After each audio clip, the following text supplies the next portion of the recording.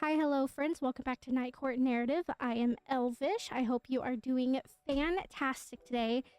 Listen, this is going to be a weird video because, you know what? Hold on. Let's... I'm jumping the gun right now. Hold on. I am discussing Cackle by Rachel Harrison. I did end up giving this a 5-star review. With that also being said, you might be wondering, Elvish, Rachel Harrison sounds oddly familiar. Yes, it is oddly familiar because this is the author of The Return. And if you guys remember, The Return is my arch nemesis. I hate that book with a burning passion. I do have a video on here of The Return if you guys want to go watch it, but I despised it. If I could give that book a negative 10,000, I fucking would, but I couldn't. But with that being said, I unintentionally read this book without knowing who this author was, and I devoured this book. I read it within 5 hours. I absolutely loved it, could not put it down. It was amazing. Let's just get into it, shall we? So, first and foremost, we do have our main character named Annie.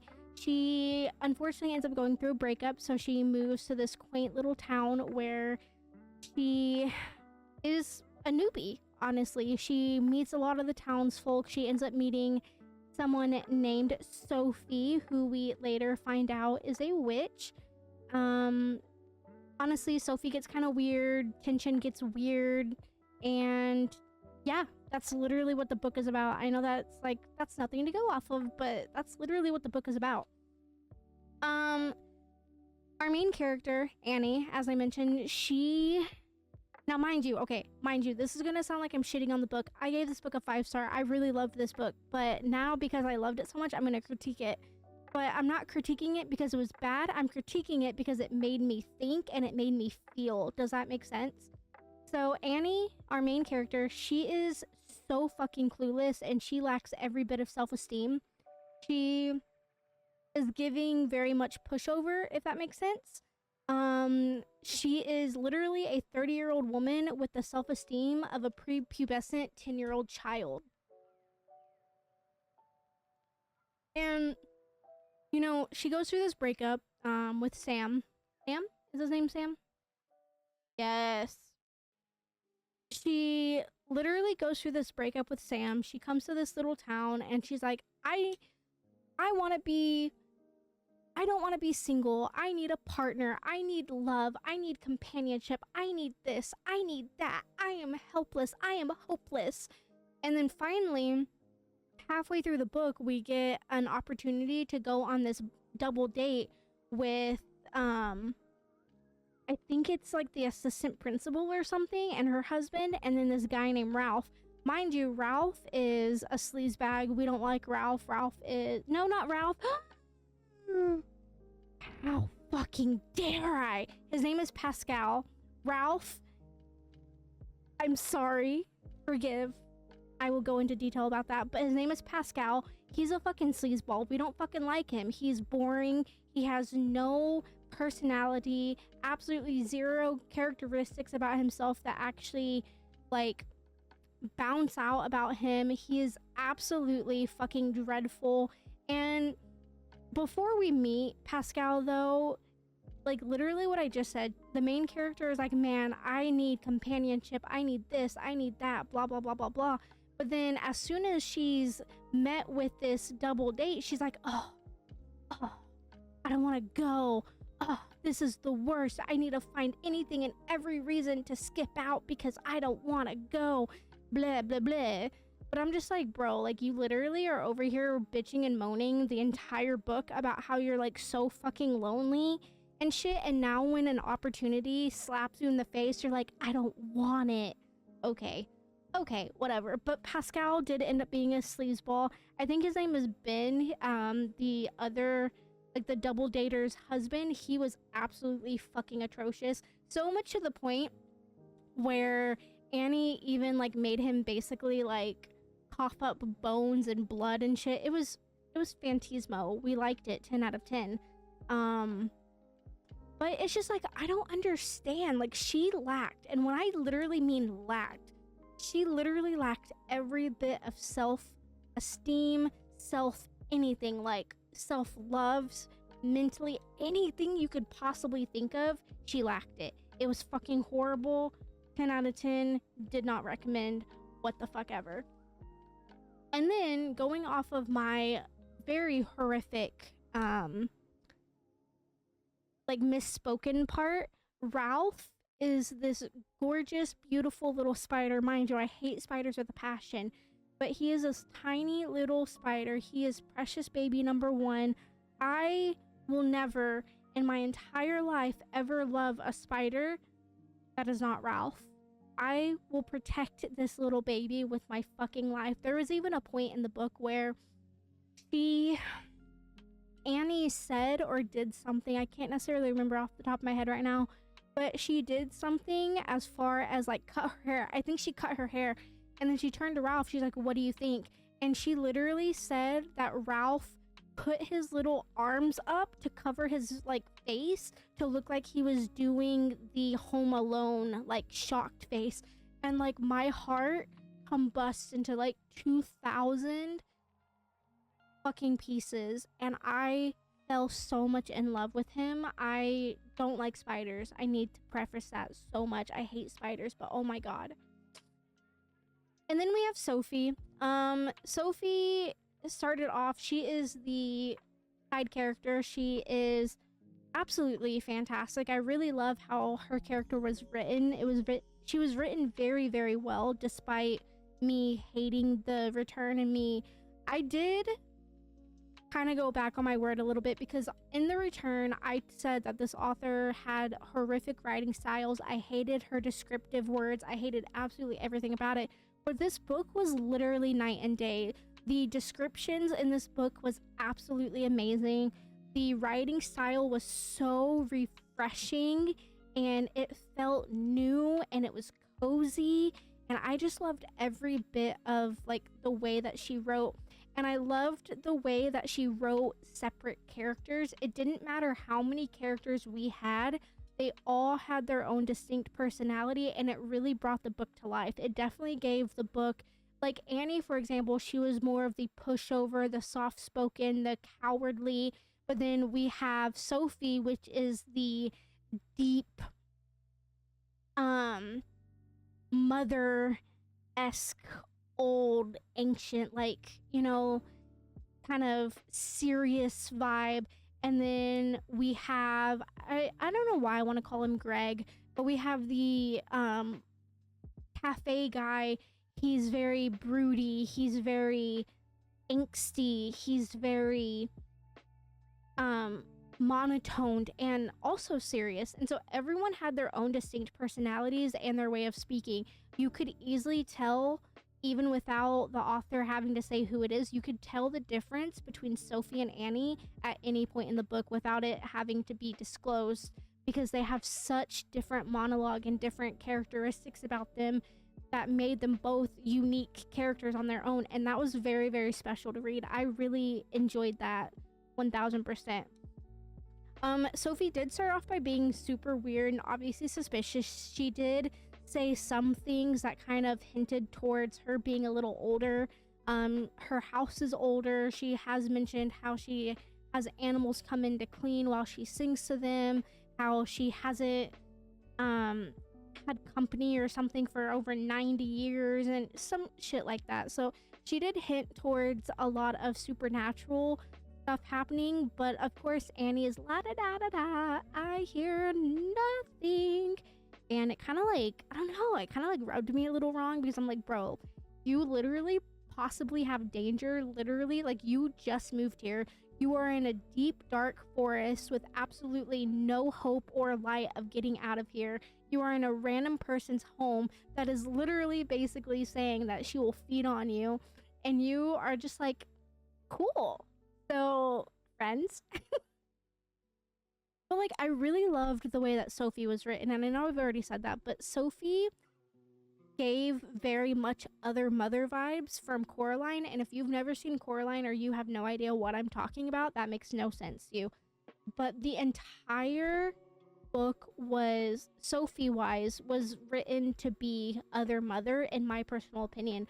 The way that she's all calm, collected, and I want to say sophisticated, but then she ends up turning into this otherworldly, demonic, kind of moody being that needs everything and anything to be her way or no way. And I really loved that. It really gave me some very strong Coraline vibes, and I really loved how that was kind of incorporated into the book.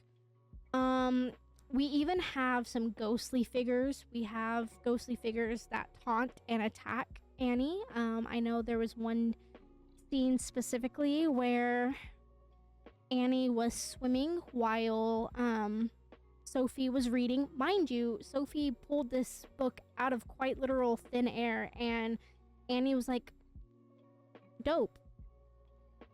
That was it. So she literally just had no qualms about her. She didn't even care that supernatural things were happening around her. But she ended up getting pushed down and almost drowned by these ghosts, came out with a broken foot and everything. Obviously Sophie mended it, but it was just really unusual how like all of these like supernatural things kept happening and no one gave a shit. No one, like absolutely nobody gave a shit. And I don't know, I really liked that. I truly did like that.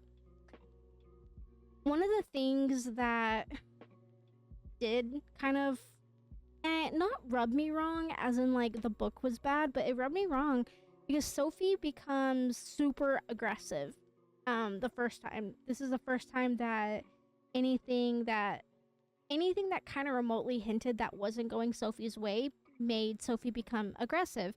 And Annie was still accepting any and all companionship, which it made me think of Stockholm Syndrome, because she was like, oh my god, I love Sophie, she's my lifeline. And then proceeds to say later on in the book, I never did learn how to set my boundaries. Like, you don't say, man. Like, obviously you've never learned how to set your boundaries because you're kind of ass at that shit. But whatever.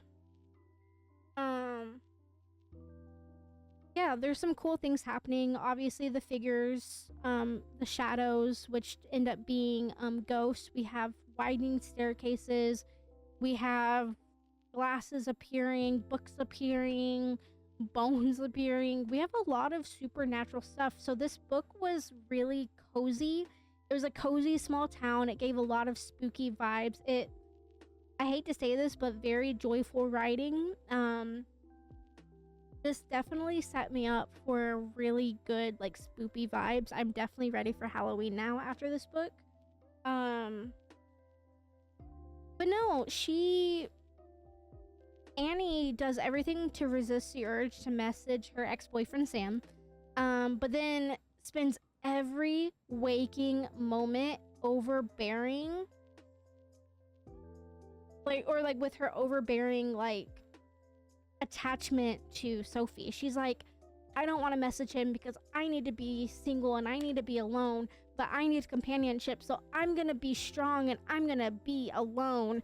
Hey Sophie, let's hang out. Let me actually spend an entire week at your house and spend the holidays with you, because I've never spent a holiday alone before, but I need to be alone. And I'm just like, girl, be so fucking for real right now. I mean, like, low-key same. I would do the exact same thing, so I necessarily can't judge. But, like, be so fucking for real. But then, in her defense, though, right? In her defense, her and Sam were together for almost 10 years. And,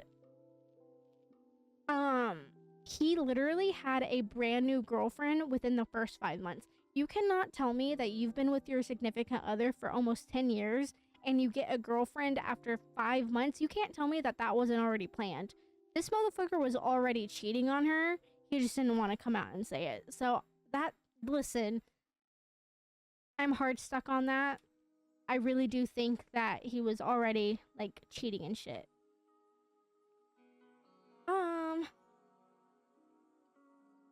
But yeah, I don't understand though. The thing that I am semi confused about, right? Annie does end up giving, Annie ends up getting this ring, this really gorgeous ring from Sophie, and she ends up wearing the ring. And then immediately after she puts the ring on, it's never, in my personal opinion, it was never described to say it was because of the ring. But as I mentioned, she starts getting these like special powers. She starts seeing things. She starts she's able to make someone choke on bones. She's able to make like glasses and stuff appear. So she ends up starting to get these special powers, which mind you, she's never done before. So I'm wondering if the ring had something to do with her special powers, and I'm wondering if it also said that in the book, but I missed it somehow. But either way, it is fine. That is my what if that I never did get answered, but I am pretty convinced that the ring did give her powers.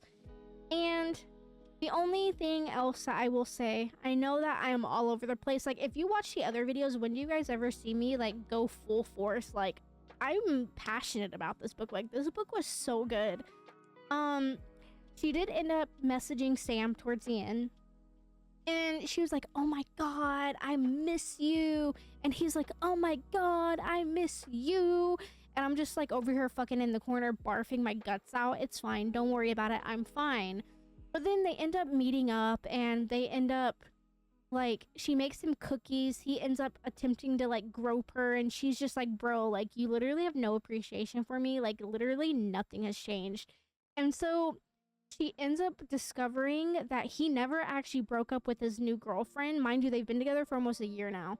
He never broke up with his girlfriend because he basically wanted a rebound or he wanted someone to fall back on if Annie didn't want him back, which already, like, she already used her powers to like get back at him, but she was like, get the fuck out, I don't want you anymore. And I'm not gonna lie, this was the first chapter in the entire book where Annie became a boss bitch. And you know that emoji where it's like painting the fingernails? I'm talking about she was a boss bitch. Patrick Star, lipstick, eyelashes, both hands up, nails, boss bitch. She did so good. Ugh, I love this book so much. I loved this book. This is easily one of my new favorite spoopy books. I absolutely adored it so much. I don't want to go more into detail. I know I already gave you like everything, like all the key points, but I don't want to go more into it because I really want you guys to read it. But just know this book got a 5 out of 5. I know it's kind of a hit or miss. It looks like the mass majority give it about a 4-star, but you know what? I think it was very well written. It was very, as I mentioned before, very refreshing. You don't see writing this well done, even though I hate to say that knowing who the author is, but you know what? Like I said, I am a woman of my word. I know when to say I'm wrong, and I know when to give credit where credit is due. Maybe The Return wasn't her best writing. Maybe it wasn't. Maybe it was. Maybe I'm just a weirdo. I don't know. But I highly, highly recommend this book. And as always, if you guys loved this book, let me know. If you guys absolutely hated this book and you don't believe any bit of what I just said, I want to hear about it because this book was fantastic. I really love the spoopy vibe it gave me. And yeah, holy shit, 100% fantastic. Do love. I literally just word vomited, and it has been a minute since I've loved a book so much where I just full on word vomit. So I am sorry.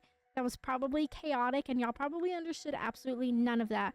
But listen, I tried my best, okay? I literally finished this book probably like 45 minutes ago. So I sped home pretty much, and I was like, I need to record this now. And my bad, but that was a very, very good book to wrap up Spooptember, and now we are going into finally Spooptober, the spoopiest month, my favorite month, and yeah, I'm excited to see what that brings. But I hope y'all have a very wonderful day. Please stay safe out there, get some snacks, get some water, and as always, I hope you guys have a wonderful night. Bye y'all.